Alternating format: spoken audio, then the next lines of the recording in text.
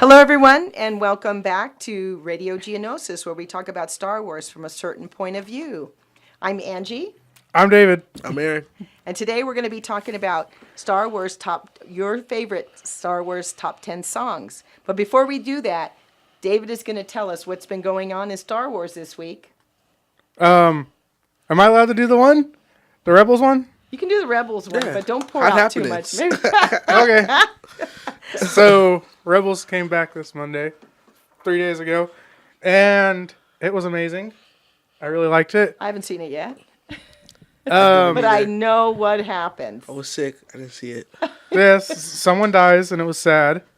It's probably really sad for John, actually. Yes. I actually saw him post about it. But, yeah, it was great. I don't want to say who dies yet. Maybe next week.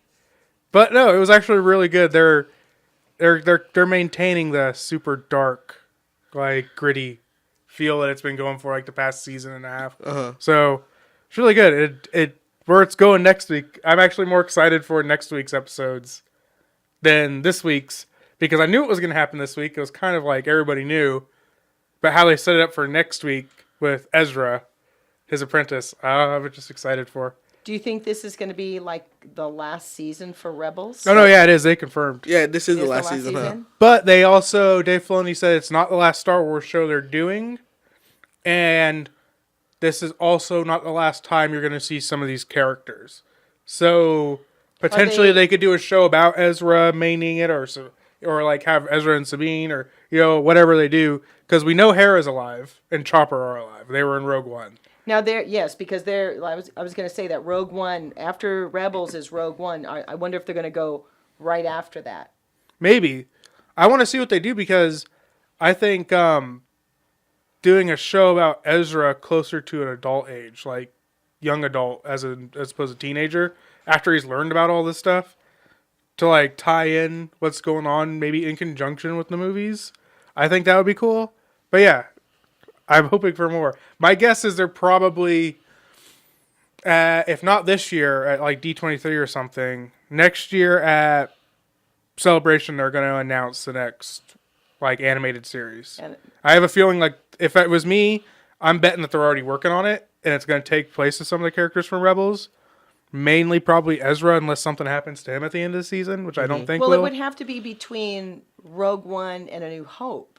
Unless they want to do it between- alongside the films too. Yeah, because I was going to say between them, they have maybe 10 minutes because he sees the ship unhooks from the bigger ship and starts to leave, and then when you see in A New Hope.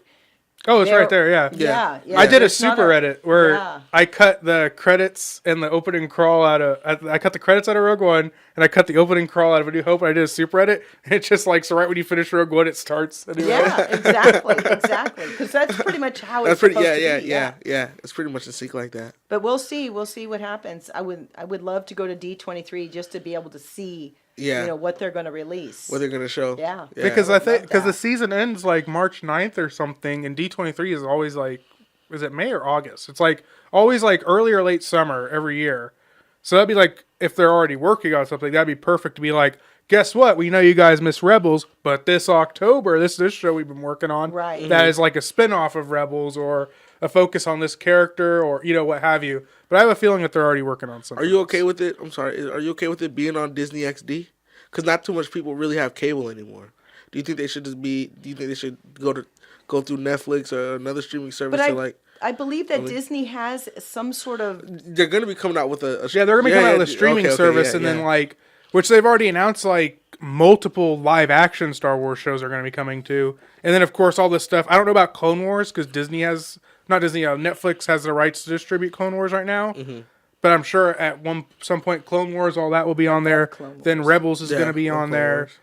I don't mind it too much. Like, I have cable, but I just use, like, when the episodes came out this Monday, I just logged on my computer and streamed the episodes there. Like, because right as soon as they air, you can watch them on demand. Yeah, okay. So, I'd prefer it if they had them somewhere better, but it's like, because I don't like the whole concept of like everybody's coming out with their own streaming service. Yeah, I think like everything should just be one place, like Netflix.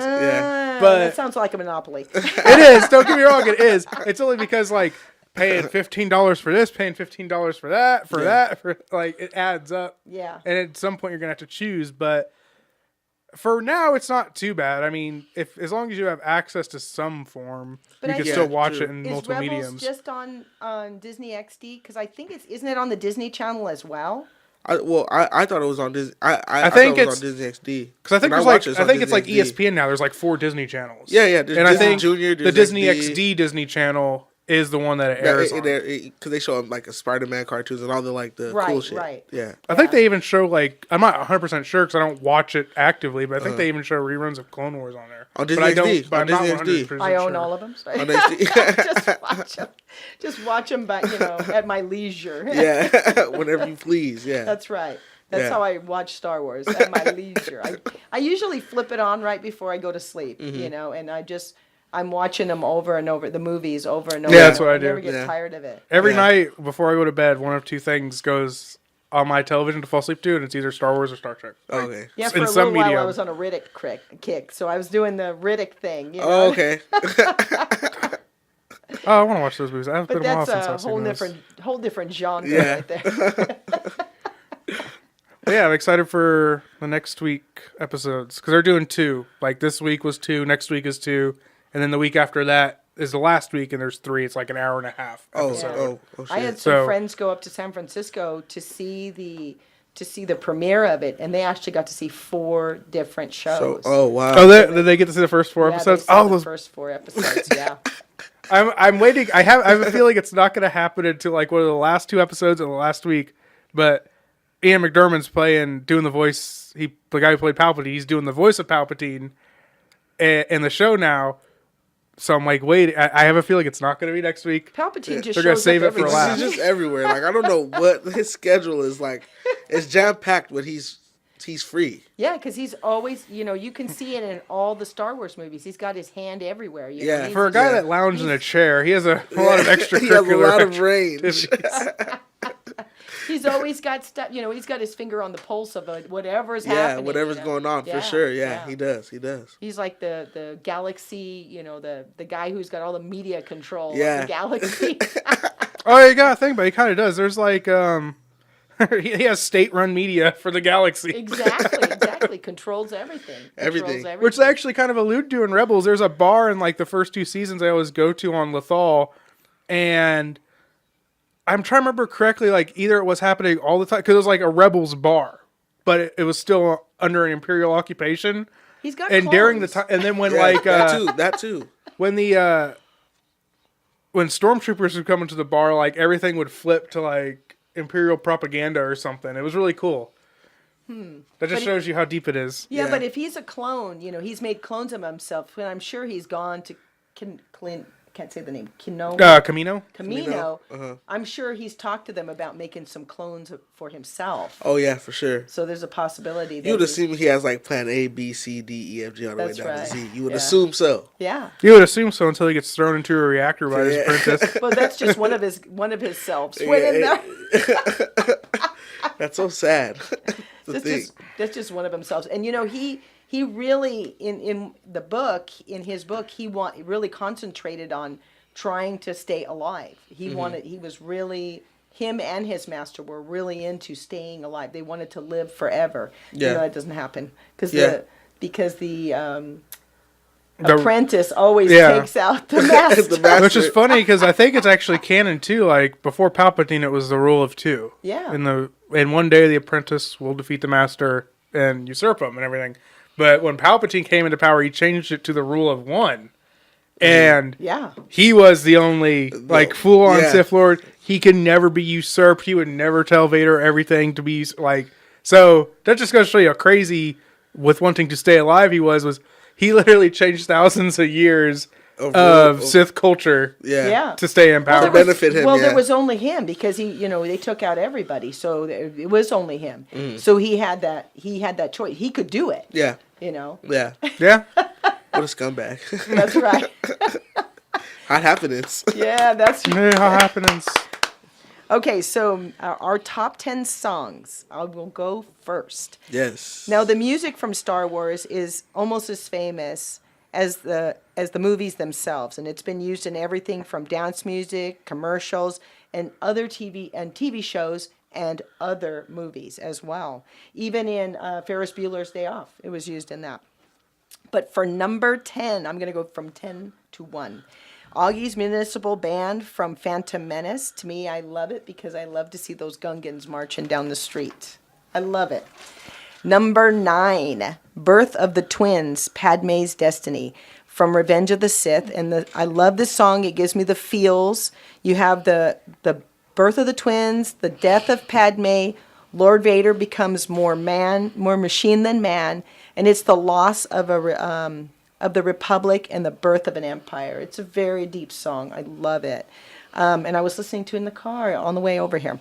Number 8, Star Wars theme song. I love this one because it's just as famous as the movie itself. And I mean, you can just, every time you hear it, you see that scroll going by, in the sky. I love it. Number 7, Grievous speaks to Lord Sidious from Revenge of the Sith. I like this one because it has a Phantom of the Opera sound. It's really powerful. And I love General Grievous because he's always coughing and he's got a cold. The guy cracks me up. So I love it. Anakin versus Obi-Wan is my number 6 from Revenge of the Sith. Always makes me cry, and so the movie always makes me cry, so it's no surprise that the song would make me cry too. It's the end of a friendship, a brotherhood, and a love. Anakin chooses the dark side, Obi-Wan the higher ground. Yeah, the higher ground. and he steals his saber too, as a matter of fact. He steals Anakin's saber. He does. He takes that He's trophy. like, yeah, I gotta... Yeah. Yeah, it's like his trophy. Number 5, Rey's theme from The Force Awakens. It's sweet and simple, like the girl. Mm-hmm. Number 4, March of the Resistance from The Force Awakens. This song makes me feel like I want to get up and fight, and since I'm a rebel, that makes a whole lot of sense. Number 3, Rogue One from the movie Rogue One, and I love that soundtrack. I love the way the song sounds. I love the way it's put together. It's a marching song, and it makes you feel like something is going to happen. Mm. Number 2, I had 2 favorites from that, for my number 2s, and they're both from Rogue One. First one, He is Here for Us, and it screams, he's here for us. It's a very powerful song. Makes you want to get up and run because he's going to beat you up. Yeah. And then second is Hope. And this one is when you see Lord Vader step onto the scene. He's at the end of the ship. He's coming through the ship and he's beating up all of these rebels. Yeah. And they're trying to get the plans out the door, and you're feeling it. When you're seeing the movie and you're hearing the music, you're feeling that. It's just real powerful. But then you see Princess Leia and the music change. Oh my God, I love it. It just has a great sound to it. Number 1. It is Imperial March from A New Hope. You can almost see those stormtroopers coming along with Darth Vader. So I have 2 that didn't make it onto the list, but those were my favorable mentions here. And one is Duel of Fate from Phantom Menace. Love Darth Maul. You just gotta love him. Yeah. Can't help it, kind of. You can't help it. You see that face with those horns. You see the way he's jumping around. And the double saber. I love it. Yeah. And then my second one, my second one is Imperial Suite from Rogue One. And I like this one because they're standing at the window and you can see the Death Star being built. Mm-hmm. We didn't see it being built in the movie A New Hope. We just see it show up. Yeah. So in Rogue One, we're seeing it actually being built. And when you see Lord Vader standing there looking at it being built and you hear this music, it's just fantastic. It is the time, a high point for the Empire. Power. Mm-hmm. Absolute power. That's a good list. All right, who wants to go second? I'll go second. All right. Okay. No particular order, if that's okay. No, not at all. That's good. Okay, so first I have Anakin's Dark Deeds, Star Wars Episode 3. Killing them kids. Yeah, and that's why the music changed up when that part happened. And just that moment was really, really big and also very, very gross and evil, but It happened. It happened. We can't run away from it. It happened. Yeah. We saw it with our own eyes. Unfortunately, so did Obi-Wan. Yeah, and I do like how and of course instead of you don't see him slaughtering the kids, just it's there. I know what it's happened. like Well, they could have cut that scene out too, where he just ignites the lightsaber at the They kids because cut we it know out. it happens. Yeah. there is Like, one Exactly. still alive, and you see Anakin lift his saber. Yeah, exactly. True, very, very true. So that's one of them. Battle of the Heroes, Star Wars Episode 3 also. Yeah. I had the Cantina Band, of course, the infamous Cantina Band, Star Wars sound. Yeah. One of my friends sampled that for me also, like a long time ago. So shout out to my friend Derek Ramos. Love you, man. Yoda's theme, Star Wars Trilogy, Yoda. Yeah. I mean, like we talked about last week, no one really knows where Yoda's from, and that's kind of how the music was for me. It's kind of It's mysterious. really mysterious. Yeah, exactly. And Raise questions. We don't know. We don't know exactly where he's from. There's no indication, and since he's 900 years old, there was no record of it. Yeah, you know. The mystery. That's the mystery behind the music. That's why I like that one also. Yeah, because the Jedi Temple stood for 1,000 years. Yeah. And so he shows up into his first 100. And so he's and that's fairly the beginning too, as far as like his age along with where the temple was built. So Yoda's seen it all. Yeah. If you really think about it, Anakin versus Obi-Wan, like yourself, the higher ground. Yeah. We all know why. Just that whole battle scene, when they're exactly. You see that they're really fighting. You see in their eyes that they're both really fighting this out, and it's really a good versus evil kind of thing. Absolutely, without a doubt. Anakin's betrayal, a lot of Episode 3 in mind, just because to me Episode 3 had like some of the best music. Yeah, Revenge of the Sith. To me, it feels like it was really written with a lot of heart. Exactly, because it's sad shit was gonna happen. It was just gonna be really, really sad, and that's why I feel like that. Yes. The binary sunset, just because like like we spoke about last time, with all the bad shit that goes on in the galaxy, just the normalcy of this part, actually getting to see the sunset. This is the time you could all the bad stuff going on. You can actually check out the sunset, and it's going down, and it's a mood. It's a good mood. It's a good mood, but you have to remember, Luke did not want to be on the planet. He was not happy about being on that rock. Yeah, and you can hear that in the music also too. Yeah, just that night, that sunset though is really captivating.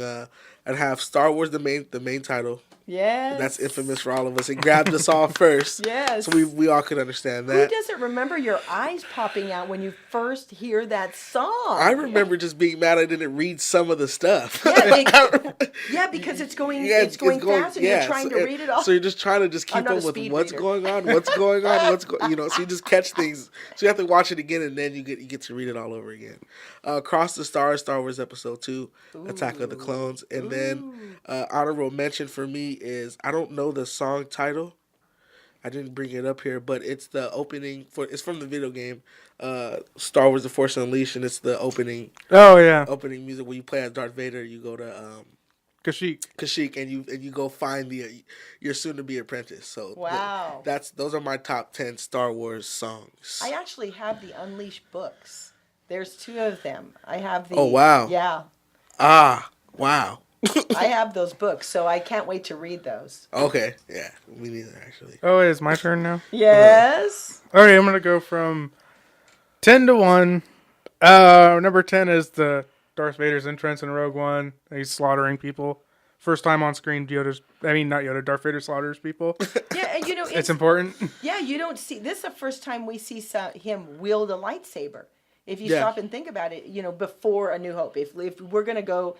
If you're going to say, I've never seen A New Hope, and you're seeing Rogue One, this is the first time you're seeing him wield that lightsaber. The lightsaber.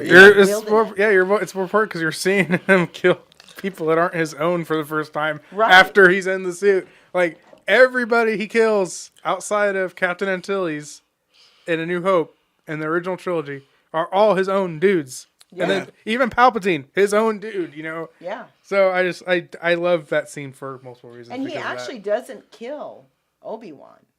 Obi-Wan becomes a Force ghost before that.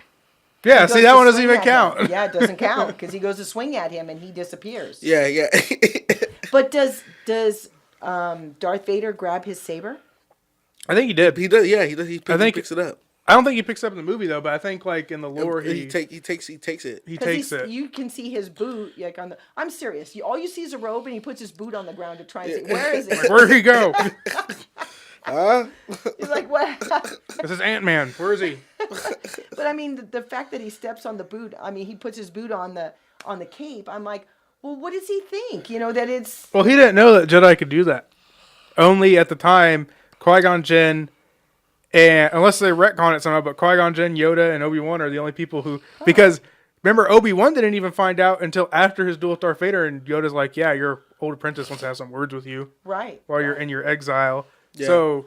Does Anakin hear Qui-Gon when he's telling Anakin no when he's killing the Sand People? That's a good question. Or is it Yoda just hearing it? That's a really good question. I'm thinking it's probably... I'm assuming it's probably Yoda, just because he might be just a little bit more in tune with the other side. Anakin was probably really angry and not paying attention. I'll say Anakin probably had the ability to hear it, but he didn't. Yeah, because he does in Clone Wars. He sees his mother. In Clone Wars, he knows, but that is before that. Clone Wars, he sees his mother in a dream too. They go to the planet where the brother and the sister. Oh yeah, that's right. That's right. Yeah. But before that, in Revenge of the Sith, you hear Qui-Gon and you see Yoda sitting there and he knows something is happening. Attack of the Clones. Yeah. When he goes there to slaughter them all. Yeah. Let's see. Number 9 is Theme of the Force, Binary Sunset. Okay. Yeah. Just because it's pretty. You know what? That's really true, though. It is really beautiful. When you think about it, even though that movie is cut to be fast-paced, it's not fast-paced. Uh-huh. But since it was cut to be fast-paced, when Luke is out there looking at it, it's like breathing. Like you could sit down and breathe as an audience to catch up before all the more intense stuff happens. Exactly. Well, it's like his dad, too. His dad wanted to see the galaxy, and he wants to see the galaxy. He wants to see it as well. Just like his father. Yeah. I think anybody on that planet wants to see the galaxy. To get off the planet. Oh, look, sand. More sand. But it seems like everybody goes there. It seems like everybody goes there because Qui-Gon goes there and he meets Anakin there. Luke ends up there. Obi-Wan is there. It's a big old party. They're all there. It is. It's a big old... I'm surprised it hasn't been in the... Has it? No, it hasn't. I'm surprised it hasn't been in the sequel series yet. Yeah, well, give it time. Give it time. When I saw Jakku, I was like, at that first trailer, I was like, oh, look, they put Tatooine in this one too. But no, it was Jakku.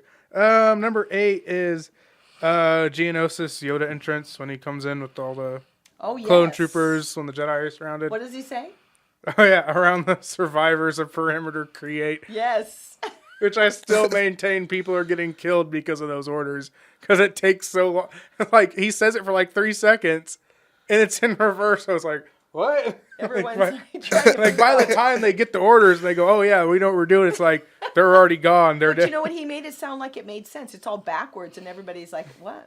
Yeah. But that's, at least the clone troopers just like, yes, sir. Like, not question. Like, what?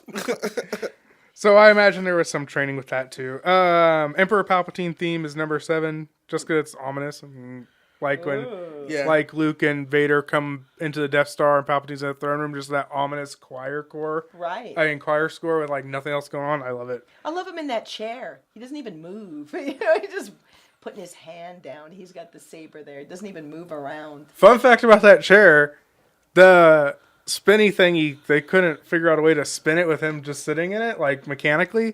So that's why his robe is so long. His little feet, he's moving the chair. As an actor, he's the one moving the chair back and forth with his feet. No Jedi mind tricks for him moving that chair. Number 6 is Darth Plagueis theme, the theme that plays when during the what is it? I know. The opera. They're in the opera, and the one he's telling him about the story. Weird bubbles floating out there. I don't get it, but wow, that was a really powerful thing, and Anakin should have caught on right there. Right then and there, huh? Yeah. Oh yeah, it was very powerful. Yeah. Like, how do you know all this? I would have agreed. Like if I ever heard about the Sith legend, what are you, a politician, hearing about it for? But nobody puts that together. No one puts any of that together. Like, they add him up with, they can sense that there's a Sith Lord, but no one is putting that together. How he's doing this. Pretty frustrating too. It's Yeah. the He's dogmatic there. narrow He's view right of the there. Jedi. Yeah. Palpatine says it. Yeah. They basically created the situation for themselves to never guess that it was him until he Yeah. reveals it. Yeah. Number 5 is Ahsoka versus Darth Vader from Rebels. Ooh. It's pretty. I like it. That's the reason for a lot of these songs. They're pretty. Number 4 is the Imperial March from Clone Wars. At the end, when Bail Organa, Palpatine, and all the other dudes are watching the Star Destroyers take off from Coruscant with all the clone troopers. Oh yeah. I like that one because it's way more bellicose than the original Imperial March. Yeah, I think it's kind of cool because you can see they're standing up on that balcony, right? Yeah. And you can see all of those troops, and I think they realize there's a lot of dudes here, you know, and at any time something serious can happen. Yeah. I think they kind of had an idea of, you know, they were thinking, how did this army get built without us even knowing?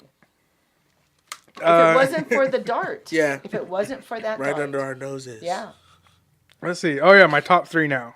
So these are the 3 that will never change. Number 3 is Into the Trap from Return of the Jedi, which is when Lando Calrissian and all of them come out of light space and goes into the whole Admiral Akbar. It's a trap thing. Yeah. That's just, once again, trap. It's a trap. It's a trap. It's a trap. Once again, really bellicose. So I like all the war stuff, like the actual, based on like what we do for like war scores in our own world. Like I like how they translate them to that. Yeah. I live in another galaxy. I don't know. Number 2 is Ahsoka leaves the Jedi Order Oh, from that was Clone so Wars. sad. It's Oh, like an my amalgam goodness. of multiple Star Wars themes and a new theme too. It's really great.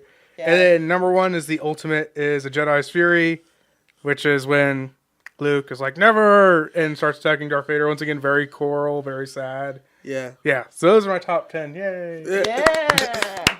I think we got a pretty good list, everybody. Yes, I think so too. Yeah. But you know, we all view it differently. We all see and hear the music differently, and it's how we enjoy it or what we see in our mind. Oh, I hear this song and I think of this, or I hear this song and I think of this. Yeah. Or this is the reason why I like the song, or you know, they all ring true and special for everybody. You Exactly. know, it's just how we all see it and how we all, you know, our different opinions on the music. Yeah. And the reasons why we chose our songs are pretty cool. Like the difference of why we chose Right. why we chose the songs. And I think, you know, we did talk about soundtracks making a difference in movies, and what a lot of the movies you see, sometimes the soundtracks are really bad, you know, but other times you'll hear a soundtrack and it just draws you into the movie, like the Batman ones. You know, all of the Batman music, you know, it just draws you in. Yeah. And the same thing, like we were talking about the Matrix. That is, like I said, one of my favorite soundtracks. Yeah. Okay. But from the first Matrix, not the second one was not so good. Not so good. The second one was not so good for numerous reasons. I still like all 3 of them. And every time I watch The Matrix, I have to watch all 3 of them at the same time. Yeah, exactly. But I kind of expected it to end differently. You know, I didn't expect it to end the way it did, but I think he needed to do that, you know, in order to keep the peace. You know, it's some movies you see, it's almost a Star Wars kind of theme. Yeah. You know, some movies follow that same path. Yeah, the same path. The same, I would think so. I mean, Star Wars, for a lot of directors, if you ever see like a director have an interview, like Star Wars like plays a big part. Yeah. Because that Star Wars is probably for the reason for a lot of these directors, like why they even got into film.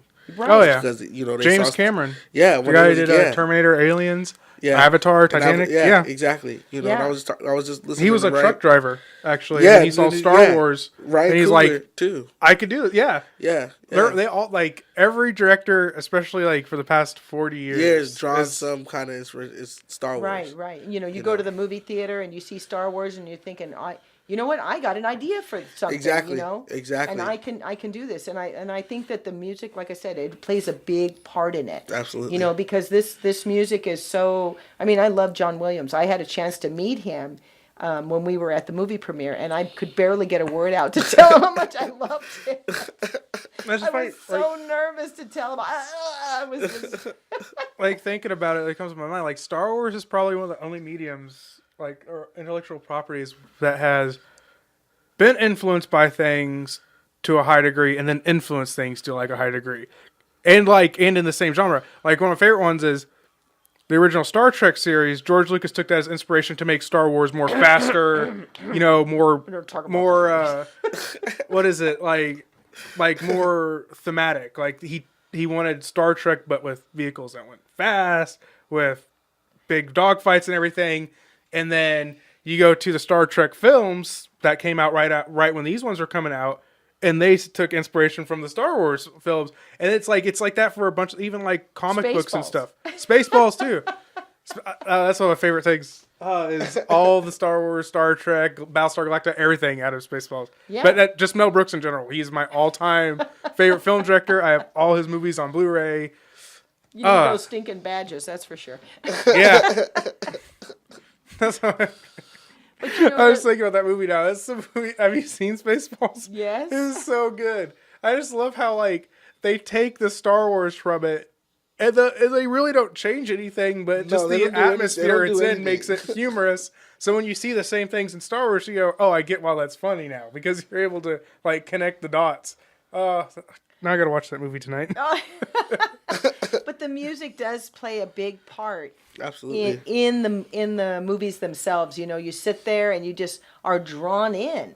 And I mean, it takes a lot to write those. And I mean, especially for me, for Revenge of the Sith, it was, like we said, so heartfelt and so powerful, because this was just the Empire was coming in, the Jedi were all going to be destroyed, and it was going to be done just by this one man. But it's everything that played in there. And like you said, even at the concert, when they were sitting at the concert, Anakin and Sidious are sitting there talking about how he killed his master. But Anakin's not getting, I'm telling you what I just said.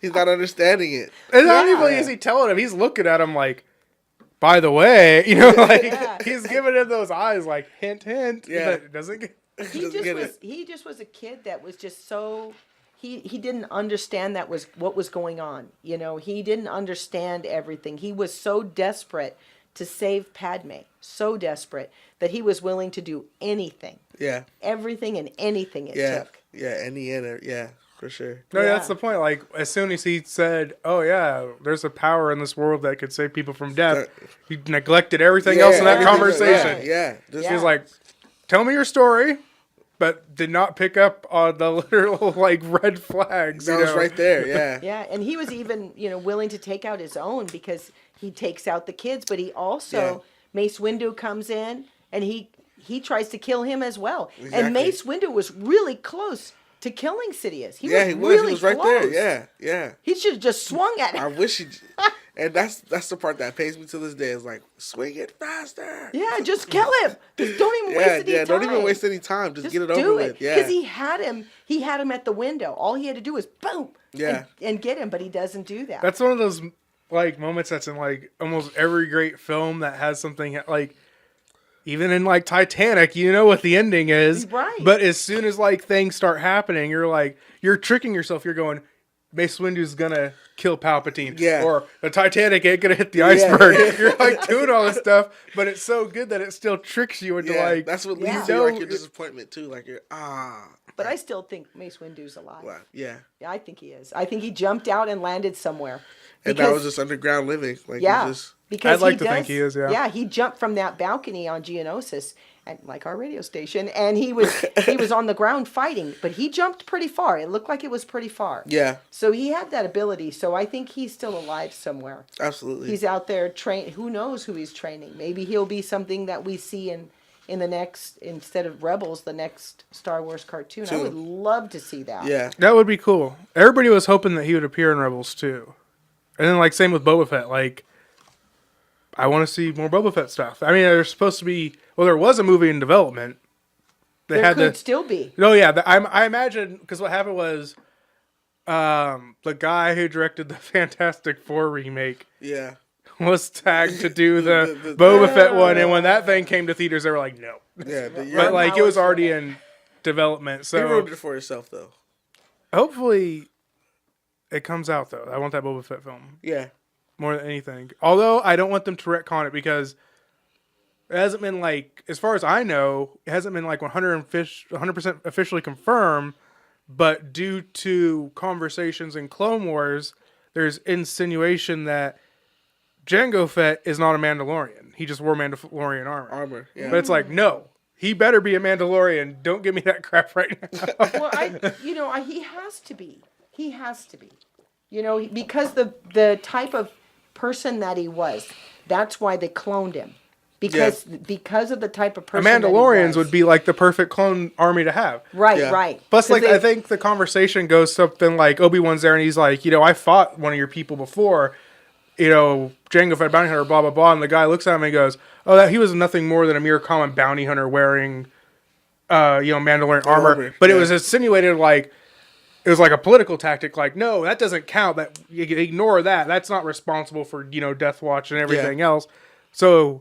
That's how I interpreted that conversation, was just him trying to justify it from his point of view that, no, don't worry about that because it has nothing to do, because they're trying to hide the whole Death Watch thing on Mandalore.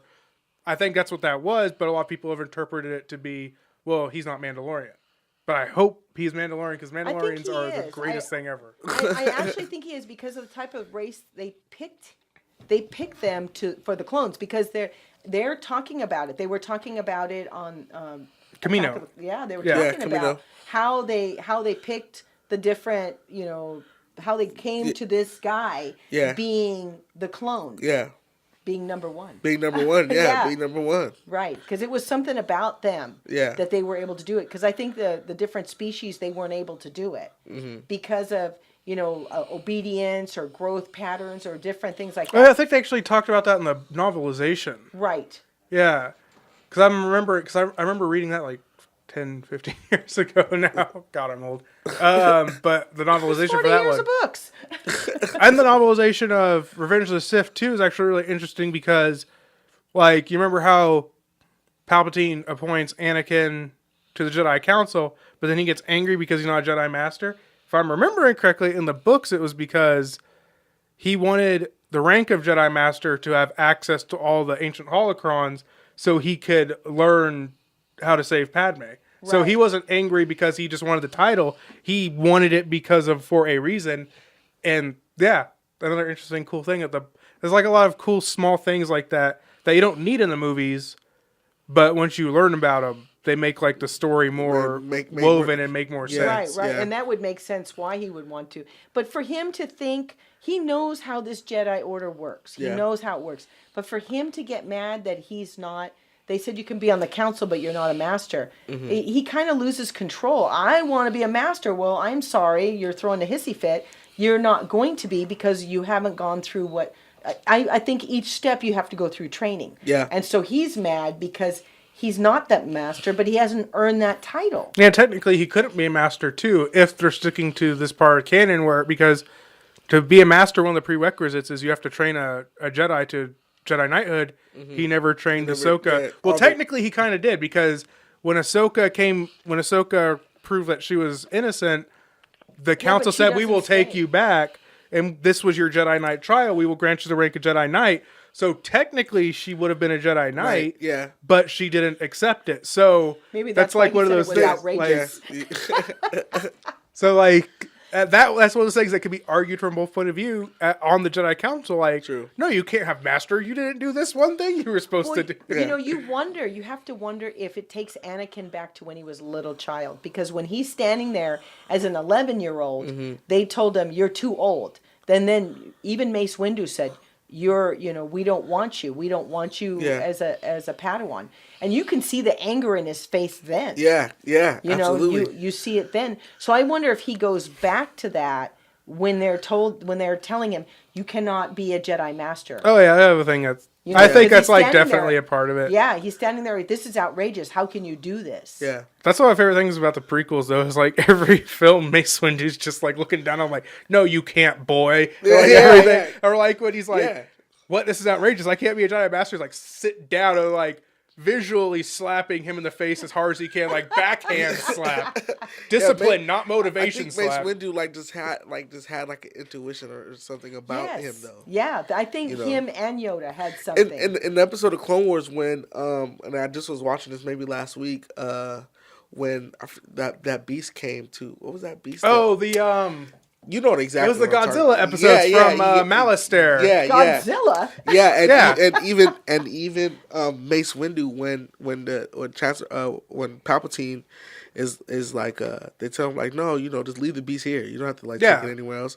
Mace Windu even in the Clone Wars, the show, he even gave him a look like, what the fuck? Like, why would you want to keep it? I don't know about this guy. You know what I mean? Yeah. So even in the Clone Wars cartoons, they even gave him that attitude, like, I don't know about this guy. And in the books, the same thing. In the books, they give him a hard time. Now it's Yoda, Mace Windu, and even Obi-Wan. Because Obi-Wan said the boy is dangerous. Yeah. Zillo Beast. Zillo Beast. That's what it was, Zillo Beast. The Godzilla-themed episodes from Star Wars. Yep. But these are the three people he takes out. He wants to take out. He wants these guys gone. Yeah. And even though Yoda doesn't get killed, he still defeated. Yeah, he's defeated and he chases them away. Yeah, chases them off. Yeah, when they're fighting in the senators in the Senate. Oh my gosh, he's coming off that ship and his nails are. Oh my gosh, he gave me the chills. That's one of my favorite. It's like filmmaking 101. That's one of my favorite scenes too because what's happening is it's cutting between two scenes, Anakin and Obi-Wan and Yoda and Sidious fighting, and there's this really cool cinematography going on where as the duel between Yoda and Sidious gets longer, and you could tell Yoda is going to lose, things start happening like the Senate, his podium animal starts rising, which is like showing the rise of the Empire. Oh wow! Then he's I didn't throwing, even think about that. he's throwing the cars that the senators sit in, saying he's destroying the Senate. Right. So there's a lot of really cool cinematography and stuff going on. Right. Cool. Power of suggestion, right there. Yeah. I tell you, when I say I love film, it doesn't mean I just love watching movies. I analyze them. Yeah, because I never even thought about that. I never even thought that, it's the symbolism. Rise of the... I never even thought about that. Yeah, the symbolism in the movies is great when you sit down and just look at it. That's why I was talking, in other conversations we have, stuff between politics, race, language, all that. It's all there. You just have to pay attention to it. Peel back the layers. Yeah. Yeah. Because when Lucas wrote this stuff, he wanted to write a space opera in the vein of Flash Gordon. But Lucas was also an anthropologist by training at school before he went into filmmaking. And Joseph Campbell, who's a famed anthropologist too, he was super influential on Lucas in terms of, mythology, anthropology, all this stuff. And Lucas literally took it and put it into Star Wars. Yeah. That's why Star Wars makes sense to everybody who watches it, whether they like science fiction or not. They could still get the underlying themes, because it's about the same themes that are prominent through every single iteration of culture and history.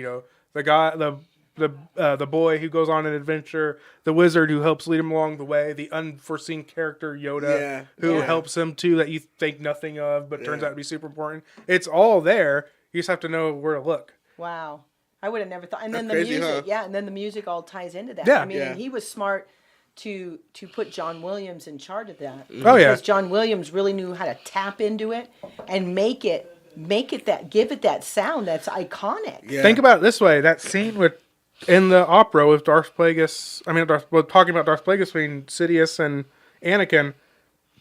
When you're watching that scene, you're focused on that story. Right. Everything else is kind of tuned out. But if you take that just ominous, ambient choirical score out from behind it, it almost loses half of its meaning. Right. But you don't immediately, you're not listening to that scene for the music, you're listening to it for the story. But like I said, if you take the music out, the music really sells it up to 150%. So the music, that's why everything's integral with the music. That's why almost every scene in Star Wars has some form of score behind it, even if it's so light you barely hear it, is because it's helping to sell that scene. So that's what's great. Even I think the only scene that I remember off the top of my head that doesn't have a score is, I have to watch it again, but I think it's the Leia scene. No, not the Leia scene, but the Star Destroyer going into hyperspace scene in Episode 8. where they use the rebel ship to destroy the supremacy. Oh, yeah, and all yeah. the sound cuts out for like 15 seconds. It's just like just dead silent. Yeah. Because I think they wanted to make a point. You know, now why didn't anyone think to do that before? To turn a ship around and drive it right? Yeah, they could have done that with the Death Star. Well, I don't think they could have done it with the Death Star, only because now while the supremacy had been destroyed and was a massive ship, as in it could not move, like it was still a working ship. People were still on it. So I think like if you scale everything, you take like a standard ship that size, you compare it to the Death Star, you'll take maybe a few layers of that Death Star out, but you're talking about sacrificing tens, if not hundreds of ships to destroy the Death Star. So then you're talking about money, at least one person per ship to do it. Yeah. So sacrifice. So I mean, that's why everybody's on the internet arguing like, why isn't anybody do this? This is like a stupid plot hole that they left out. It's it's not really. If you think about, if you try to justify it in your brain, it's not. But they leave a little teeny area for a ship to go into. I mean, it's destroyed so simply. All you have to do is drop a bomb in like a little teeny spot, and you're gonna blow up the Death Star. Yeah. If you're a skilled enough pilot and everything, absolutely. Yeah. If you get bullseye womp rats, you can do this. Yeah. That's one of my most hated things about Episode 8 is that they killed off Admiral Akbar, which, once again, I recognize everything that happens because I'm analyzing as I'm watching it. That was one of those things where, like, when the glass breaks on the bridge and you see them all sucked out, that was the first thing, the only thing I focused on was Admiral Akbar going, and I was like, no! And that was trap. It's a trap. All they gave him. I was so sad because it's like, come on, even just give me a one-off line like, man, Admiral Akbar's gone. Now we're really screwed or something like, because he was the focal point for like the whole rebellion from Clone Wars all the way through this. Outside of Mon Mothma and Leia, he's arguably the other person responsible for like everything. Yeah. Right. But and they just kill him off like that. Well, I think you're seeing, as they're going forward in the different movies, you're seeing them kill off the past. Yeah. And so maybe there's something to that. You could, because it's now. Oh yeah, I could agree with that. Now it's time for a new, because they're killing off all the past. He's a puppet though. They could have just kept him. Like, he's a puppet. You don't have to kill off that one. You don't have to worry about, even though that might have been why, now that I think about it, not only they killed him off, but maybe did it so because the guy who, I couldn't remember if it was the voice or the actual puppeteer, but the guy who does him passed away like about the same time Kenny Baker did, around last year. So, or the year before. It was 2017 or 2018. It was after they finished filming, I know that, but he died too. I gotta think about that. Oh, like within the span of like 18 months, Carrie Fisher, Kenny Baker, the guy who did Admiral Akbar. Your name will be remembered somewhere. Someone will correct me online since I'm not remembering. But you know what? The movie came out in what, 1977. A lot of these people could have been in there. Now, Carrie, we know, was really young. Yeah, but she was 17, 18? Yeah, she was 17 or 19 when the movie. I think she was actually 19. And then Mark Hamill was early 20s, like 21, 22. And then Harrison Ford was like in his early 30s. Oh, okay. So he was significantly older than them. Oh, yeah, he was the oldest member of the cast. That's one of the many reasons why Lucas chose it. Because originally, Lucas didn't want him because he wanted all fresh faces. And Harrison Ford had been in American Graffiti, Lucas's previous film. Mm-hmm. So but he brought Harrison Ford in during the thousands of people they auditioned as a guy to deliver lines to people. Like, you're gonna talk off of Harrison Ford when you come in and act. And then he was the only guy who really got the lines, even though he was like, this is stupid. Well, I think and that's why he ended up being Harrison Ford. The fact that he was kind of like a bit of a smart aleck, a bit of a, he fit the part of the smuggler. It was perfect. Yeah, exactly. He fit that part. So he's a great Indiana Jones as well. He is. I can't. They're getting ready to film the next one, and he's coming back for it. I remember seeing the first one, and I was in the movie theater. We were in West Covina, and that big stone was rolling, and I was in the front row, and I was like, "Oh my God!" You never see this stuff. This is the first time you're seeing it, and it was just mind blowing. It was like a roller coaster ride the entire movie. Oh yeah, I was actually thinking about stuff like that the other day because, like Indiana Jones, there's like 3 examples on it. Indiana Jones with the bear, like the boulder roll, that would not terrify audience, but they would feel like it was really happening. Right. Then there was some stuff in the first Star Wars film, A New Hope, that people were like, "Oh my goodness!" And another one, and this is all in the same time period. You remember late 70s to the mid 80s. Another great one is Alien, the Ridley Scott film. Once it opened in theaters, it's so different from now because they had ushers fainting, people were vomiting. But now you can put that movie in front of a 9-year-old. You can put Star Wars in front of a 9-year-old. You can put Indiana Jones. You can even put Indiana Jones: The Temple of Doom in front of a 9-year-old, the most terrifying one. And just because how everything's changed in the past 40 years, like if someone fainted in a movie this year, you'd be like, what the hell kind of movie were they showing? But think about it. In Alien, people were passing out. I think, because I've really never seen the whole movie. I'm not a scary person. It's not that scary. Yeah. I just don't like that. I'm not a big fan of that. But when the monster's coming out of that person, that's what I have to guess it was, because other than that, the alien itself has something like 10 or 15 minutes of screen time in a 2.5-hour movie. Yeah. Right. So it's like, but maybe it was because the terror of the insinuation of the terror. That scared a lot of people. But the Indiana Jones movie, I remember coming out of that movie theater, and I was just, it was like you had been on a roller coaster for 2 hours. It was just insane. Everyone's hair was off standing up when they came out in Frizzy. I have a really good idea for our channel. What is that? What we need to do is get a dark room. I'll bring my computer, my camera, my mic, everything. And watch Jaws? Oh, no. This one's even better. There's a game called Alien Isolation, and it's based off the movies. No. And it's a first-person survival horror game. No. I'll play it. You just sit there and give commentary. Oh, there's just no way. I can't even finish either. I'm too... Especially since my room at my house is dark because of my eyesight. Oh, it just amplifies the horror. And I'm like, nope. I have a couple friends who I want to do that with. Film it, playing it, because I think it'll be funny. But I haven't found anybody who wants to commit to that level of horror yet. I definitely don't do horror movies. No, I don't either. I'm not the Silent Hill or anything like that. Side note with horror video games too, just because I think it's funny, was you probably know Doom. Dead Space. Oh, they're gonna say Dead Space. That's the scariest. Doom 3 came out in the early 2000s, and it was it went from the ones that you probably heard of in the 90s, where it was just running around shooting things, and it went from that to horror. Yeah. And this is part Star Wars too, which is why it makes it funny. So in Alaska, when I was in high school, my room was in the basement, had no windows or anything, and I was playing that game in the dark. Oh man! And the only light in my room was the TV playing it, and the monster standing behind you. My friend would argue so. And then I had lightsabers. They were from you probably seen them back in the late 90s or 2000. Master replicas. They did the original ones that you couldn't fight with because they would shatter.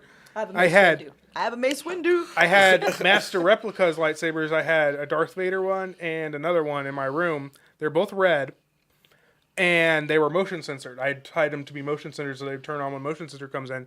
And as it would happen, my best friend, he just walked to my house, coming downstairs. Hey David, what are you doing? And two things happened. My TV screen was black from something happening in the game, and he turns and looks at the TV because he's like, "What's going on?" And then in the game, a demon popped out, scared the crap out of him. He came running to the back of my room, and he didn't realize I had the motion sensor shipped up. So these lightsabers went boom, really bright, really fast, and scared him. He ran out. He's like, "I am never coming in your house if you are ever playing that game ever again." And he never did. He'd be like, "Hey, you want to hang out?" I'm like, "Oh, I'm playing Doom right now. You want to come over?" He's like, "Nope." Yeah, wouldn't come over. I do not. Oh my gosh. I saw a little bit of Texas Chainsaw Massacre, and just 2 minutes of that. I'm like, okay, I'm out of here. I have just never been that. I do not like horror movies. Yeah, period. I put on Jeepers Creepers one time by accident, just scrolling through, and I watched it for a little bit. I immediately regretted it. I just don't do anything horror. I just don't get a kick out of it. No, nothing's wrong with it. I just don't get I like sci-fi horror, and I like old school horror, like Universal Monsters horror. Yeah, I just like outside of that action. I want sci-fi. I don't want it to be canon, but I think a really cool experiment would be to do a film or even an anime or animation, whatever, or even a video game of the Star Wars Death Troopers book, which was Stormtrooper Zombies. Right. I just think that'd be kind of cool because I I'm wondering, in that book, is it because they're aging? Is that the problem? I don't remember. Like I remember I read that book have the book. once. I'm gonna have to read it. I read it once when it first came out. Like maybe not even 10 years ago. It's a more recent one. Right. And all I remember was I liked it. And I was like, this would be interesting to see in some form of media, just to see it in an iteration that is not written. I'd like to see them explain a little bit more, because you see in Rebels, you see a couple of, is it Rex or Rex is older, but I want to know what happens to these guys. You know, You see Rex. Well, Rex is in this film right now in Return of the Jedi, which we're watching. There's a scene where all the rebels are on Endor, and there's a old with the beard that is now Rex. They've said that is Rex, so he survives until Return of the Jedi at least. Then the other two were Commander Wolf, I think, and then the other one was, I don't remember his name. because in Clone Wars he takes the chip out of his friend's head. Remember his friend Was that the one he did? Because I remember I remember they took the one out of his friend's head and he died, because this is the one that went haywire. And I'm trying to remember. Yeah, I think you're right. But then I remember the third one was, I can't remember his name, but he's my favorite character from my favorite clone character from this series. He's the one where you remember the droid missions where the little guy was like inside the droids and R2D2 and there was like three other astromechs, so they were going on a mission, and then they crash land on that like just desolate planet. Right. The other clone trooper that's with Rex and Commander Wolf, I think, in Rebels is the Clone Commando, the original Clone Commando from that's who was like lost there and found out who he was. Oh yeah. And he had the cool ass armor and everything. Yes, he had that little family. Yeah. Right? Yeah. So that's who he is too, which I love, because up until that point, because Clone Commandos came out in a video game, and they were like personally trained by Jango Fett. They were the best. They were not as genetically altered as the rest of the clones. But he only wanted one that was genetically. Yeah, the only pure one is Boba Fett. Yeah. But these ones were like a step down from that. Like they were just most efficient thing ever. They have the coolest armor ever. Enemy Marcus has a Clone Commando helmet. Oh, he does. And after all that happened and the Clone Wars came out, they were technically like retconned a little bit, and they didn't count anymore because they had the what's Rex, the kind of trooper he is, ARC troopers. The ARC troopers were like the new commandos, but they did it a couple times in the Clone Wars where they actually brought the squad from the game. You see them coming in like they retrieved a dead Jedi and they're at the beginning of an episode, and then they showed that commando from that episode too. Right. So they brought him back in, and I was like, yes, because I did not want them to We have to nix delve the into clone the commandos. clones. I'd like to do that. Do a show we talk about the different clones. You know, my favorite. I could do that. My favorite is the Clone Wars, because I love the armor they're wearing. The Obi-Wan first Kenobi iteration looks so one. sexy with it. I'm sorry, he's a cartoon, but he looks fantastic. Yeah, I like how they did that. Have armored pieces, because one of the things I have some I'm friends gonna that do, have that armor. even though it won't be official for Saber Guild, what I'm going to do with one of my Saber Guild outfits when I get it is I'm going to mod it to where it could be like Saber Guild if we're doing official function, but I'm gonna mod it with armor, because some of the coolest iterations of the Jedi robes and outfits are from the Old Republic era, where they're robes, but they have like chest pieces, gauntlets, thigh pieces, because they are at war and they need this armor. Yeah. So I liked in the Clone Wars how they kind of did it with like, just the mantles and the wrist stuff. Right. But I want to do a full like chest on, piece. yeah. Oh, the Old Republic. The good old Republic. The good old Republic. I love it. Yeah, hopefully more of it stuff comes out soon. I can't wait. Yes, I'd like to see that. Yeah. All right, everyone. Well, I want to thank you for listening in to Radio Geonosis, and we will see you next time. Later.